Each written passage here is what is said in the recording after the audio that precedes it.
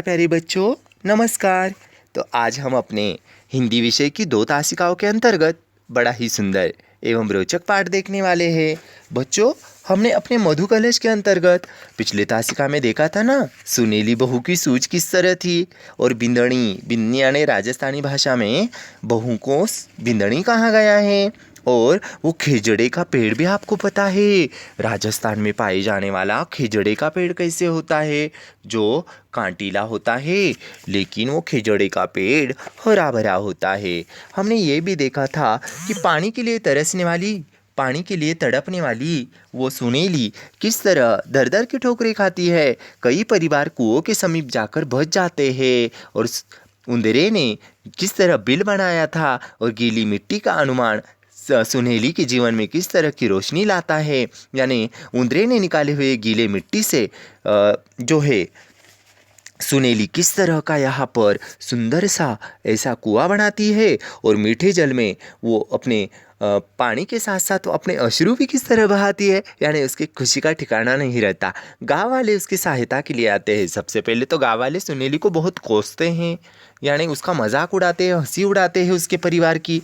लेकिन वही गांव वाले जो सुनेली की मजाक उड़ा रहे थे, वही गांव वाले पानी के लिए किस तरह वहाँ पर आते हैं और सुनेली का सपना किस तरह पूरा होता है, यह हमने पिछले तासिका में देखा ना। सुनेली की सूझ यानी सचमुच एक 60 वर्ष का व्यक्ति तो सुनेली को यह भी कहता है कि ये तो थारी हिम्मत है बिंदणी सा, उंदरे तो बिल खोदते ही है, खिजड़े तो राजस्थान में उगते ही हैं, पर अपने 80 बरस के जीवन में मैंने किसी को ऐसा सोचते नहीं देखा। देखो, गांव के एक बूढ़े व्यक्ति ने क्या कहा था सुनेली को, ये तो थारी हिम्मत है बिंदणी सा, उंदरे तो बिल खोदते ही हैं, खिजड़े भी राजस्थान में उगते ही हैं, पर अपने 80 बरस के जीवन में मैंने किसी को ऐसा सोचते नहीं देखा। सचमुच।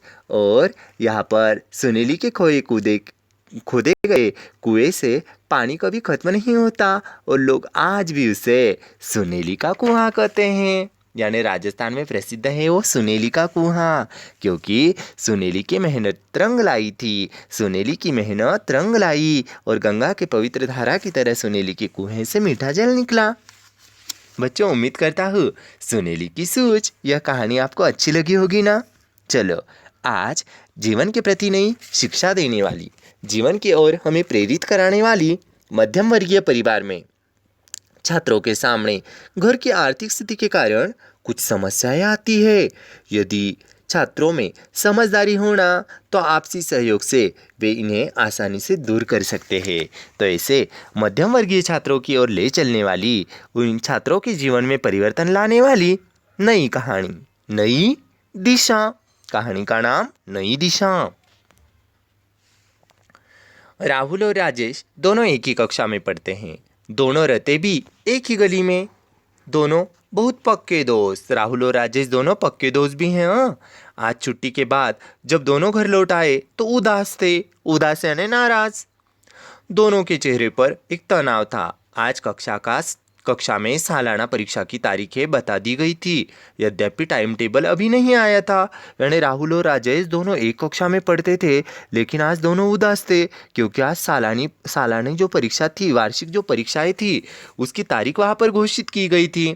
टाइम टेबल अभी तक नहीं आया था। दोनों के उदास होने का कारण यह था कि राहुल की हिंदी बहुत कमज़ोर थी, पर अंग्रेजी में होशियार था राहुल। दूसरी तरफ राजेश हिंदी में होशियार था, पर अंग्रेजी में कमज़ोर।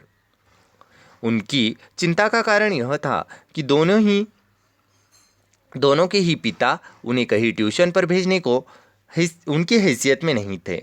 जब दोनों के घर नज़दीक देखो, जब दोनों दोस्त राजेश और राहुल घर के नज़दीक पहुँचे तो पीछे से महेश ने उन्हें रोका। राजेश और राहुल देखो यहाँ पर चित्र में हमें नज़र आ रहे हैं।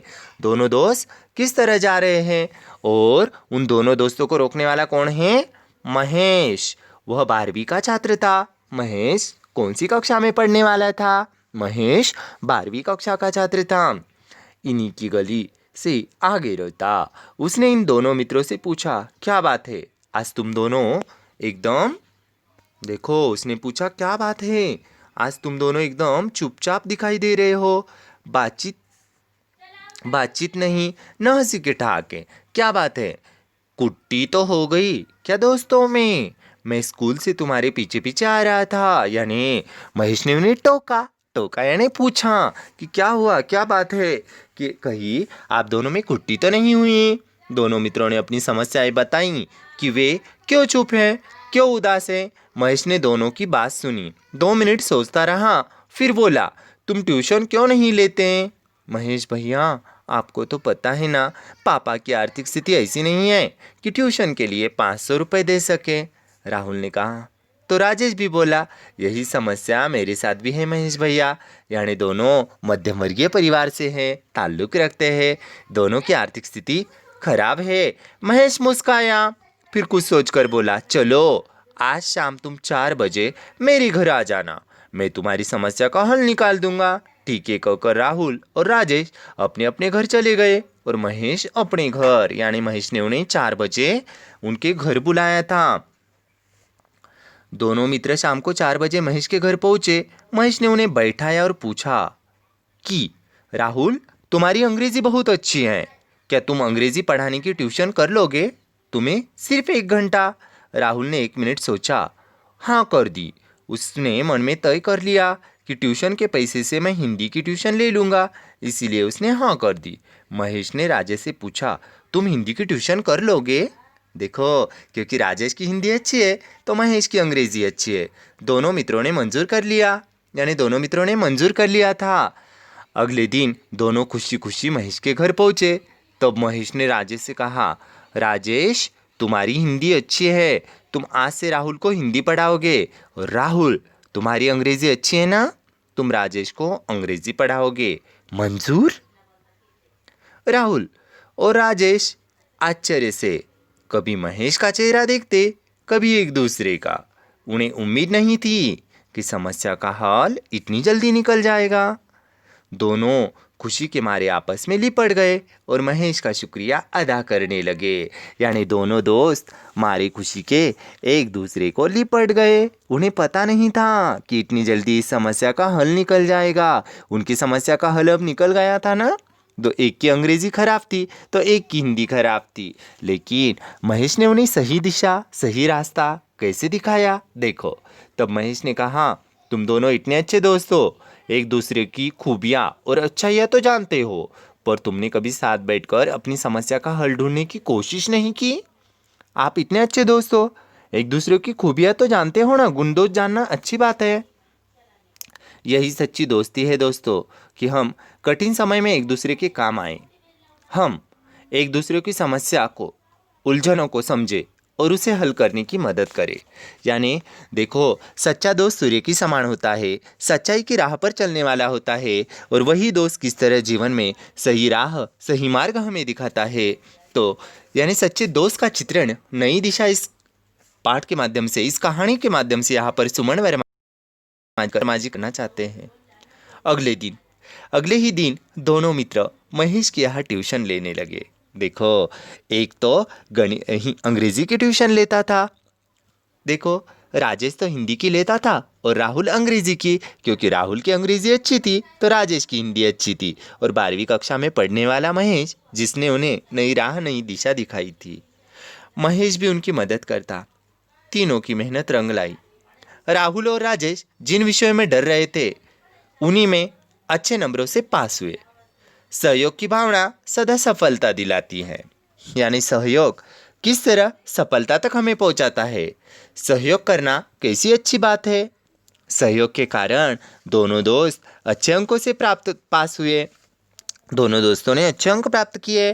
तो बच्चों, इसी नई दिशा की ओर ले चलने वाला, जीवन का नया पाठ पढ़ाने वाला प्रस्तुत पाठ हमने देखा है कि प्रस्तुत पाठ में ये दोनों दोस्त, देखो तो ज़रा किस तरह मारे खुशी के यहाँ पर उन्हें उपाय मिल गया है, उन्हें सुझाव दिया गया है। महेश ने दिया हुआ सुझाव, दोनों दोस्त किस तरह उसका उसी तरह से बर्ताव करते हैं, महेश का कहना मानते हैं, एक दूसरों की ट्यूशन लेते हैं। कहा जाता है ना, जहाँ चाह वहाँ राह। तो ये सबसे पहले तो ये दोनों दोस्त उदास चले थे, फिर महेश उन्हें समझा रहा है। उसके बाद महेश ने उन्हें कहा कि आप क्या करो, ट्यूशन लो। और महेश यहाँ समझाते हुए नजर आ रहा था ना, और तीसरे पन्ने पर मिलने वाली नई दिशा, सहयोग की भावना। देखो तो यहाँ पर कितना अच्छा विचार है। सहयोग की भावना सदा सफलता दिलाती है। सुमन शर्मा जी हमें कहती हैं कि सहयोग की भावना किस तरह हमें सदैव सफलता दिलाती है। इसका बड़े ही सुंदर एवं रोचक ढंग से चित्रण अपनी नई दिशा इस प्रस्तुत कहानी के अंतर्गत किया गया है। तो उम्मीद करता हूँ सभी छात्रों और छात्राओं को नई दिशा यह प्रस्तुत कहानी पसंद आई होगी। तो चलो मिलते हैं अपने अगली कहानी की ओर और अगले तासिका में। तब तक के लिए धन्यवाद सभी को। शुभ दिन।